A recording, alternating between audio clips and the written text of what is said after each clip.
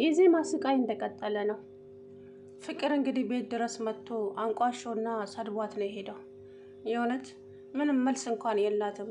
ለምን እንደዚህ ቆማ እንደምትሰደብ እራሱ አላውቅም። ዝም ብላ ታዳምጠዋለች። ዝም ስትለው ለምን ዝም ትይኛለሽ? አታወሪም እንዴ?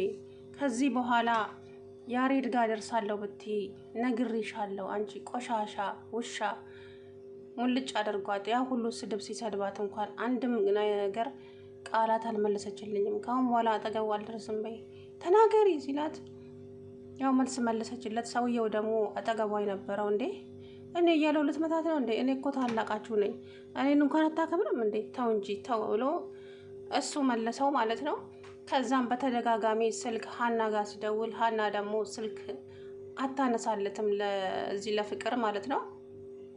ያሬድም እንግዲህ ቁዝም ብሎ ቁጭ ብሏል። ግን ደግሞ የድሮ ፍቅረኛው መታ ጠጋ ጠጋ እያለች ነው ወይዘሮ ሶስና ደግሞ ያኔም ገፍቼክና አስቀይሜክ ነው የሄድኩት። አሁን ግን ሁሌም ካጠገብና ከጎን ልቆም ወስኛለሁኝ አለው። እሺ ሁሌም ከጎን ነኝ አለችው ማለት ነው። እሱም አይደል ግን እኮ ያኔም እንደዚህ ብለሽኝ ነበረ ሲላት ያኔማ ልጅነት ይዞኝ ይሆናል፣ አሁን ግን ሁሌም አለው። እሺ የማንንም ስልክ ደግሞ ሲደውሉልህ አታንሳ እስከምትድን ድረስ፣ ምክንያቱም ጥሩ ነገር ላትሰማ ትችላለህ አለችው ማለት ነው። ይሻላል አለሱ። ግን ይፈስቱ ፈልጓት ይሁን አላውቅም። ያሬድና ዜማ መታረቅ አለባቸው ሲጀመር ማለት ነው። ምክንያቱም ዜማ ጥፋት ያለባት አይመስለኝም። ዝምተኛ ሰው ሁሌ ጥፋተኛ ነው የሚሆነው፣ ምክንያቱም ስለማይናገር።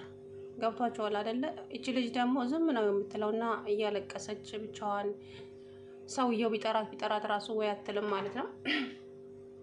እና ሱስና ሀና ደወለች። ሀና ስትደውል ስልኩን ይዛው ቆመችና እስከሚዘጋ ልክ ያሬድ እጅ ላይ ሲደርስ ስልኩ ዘጋ። ሀና ይላል አለችው። እስኪ አምጪ አላት እና ሰጠችው። ያሬዶ ግን በደንብ እስከምትድንና እንትን እስከምትል ድረስ ማንንም ባታወራ ደስ ይለኛል፣ ምክንያቱም ጥሩ ነገር ስለማትሰማ አለችው። ይሻላል ብለሽ ነው? አዎ እንደዛ ይሻላል። አይሻልም አለችው። እናም ሽንት ቤት አደረሰው። በር ላይ ቆማ ጠበቀችው። እንዴ ሶስና አትሄጂም ነበር እንዴ? ለምንድን ነው የምትቆሚው? እኔ እኮ ብቻዬን መሄድ እችላለሁ። አይደለም አሁን ዘላለሜንም ብጠብቅህ ደስተኛ ነኝ እኔ አለችው።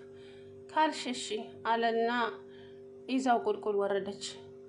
ከዛም ሳሎን ቁጭ ብለው እንግዲህ ሀና ደወለች። ሀና ስትደውል አሰላሙ አለይኩም ወራህመቱላሂ ወበረካቱ ድና የተከበራችሁ የቻናሌ ቤተሰቦች እንዴት ናችሁ? ደህና ናችሁ ወይ?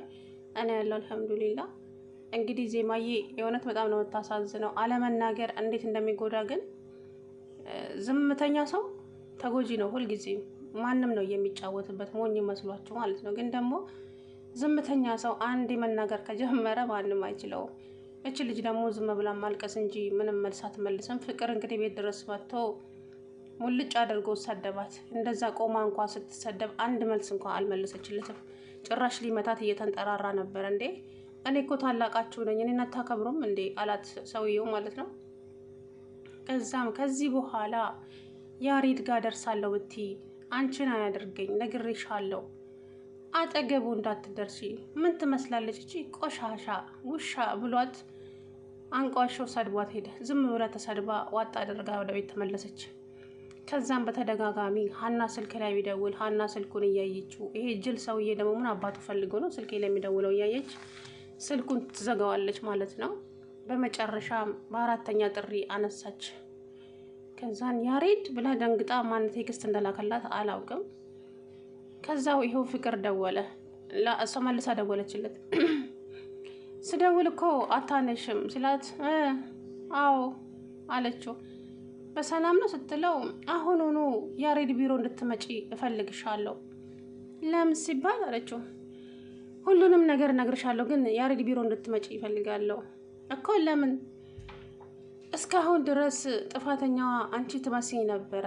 በጣም ይቅርታ። አሁን አንቺ እንዳልሆንሽ ሁሉንም ነገር አረጋግጫለሁኝ። ሁሉም ነገር የዜማ ጥፋት ነበረ። አንቺ በማታውቂው ነበረ የሰደብኩሽና የተናገርኩሽ። አይደለ እና ታዲያ እዛው ሄድና ከሷ ጋር ጨርሳ እና እኔ ምን ላደርግህ አለችው። እባክሽን ነይና እናውራ ቢሮ።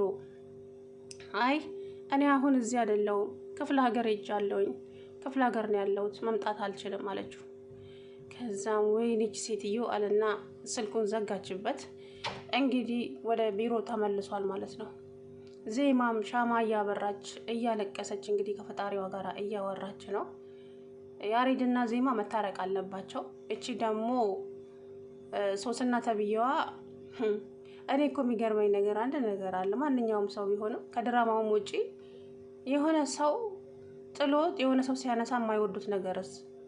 የእውነቴን እኮ ነው። አሁን ይሄ ልጅ ፍቅረኛ ስለያዘ መጣችና ልታደፈርስ ነው። ከዚህ በኋላ ስልክ ሲደወልልህም ባታነሳ ደስ ይለኛል። ደግሞ በምትፈልገው ነገር ሁሉ ሁሌ ከጎንክ ነኝ እና አሁን የት ነው የምትኖሪው ታዲያ ሲላት፣ እዚህ ከእናንተ ቤት ጀርባ። እንዴ ከቤተሰብ ጋር ሲላት፣ አረ ብቻዬን። እንዴ ሴተላጤ ሆነሻላ ሲላት፣ አዎ እስከ መቼ ቤተሰብ ላይ እንቀመጣለን ብለህ ነው? እናም ሳስፈልግ ሁልጊዜም ካጠገብህ አለሁ አለችው። ያሬድን እንግዲህ ልቡን ልትበላው ነው። ያሬድ ወደ ድሮ ፍቅረኛው ከተመለሰ ዜማዬ አሁንም ትጎዳለች ማለት ነው።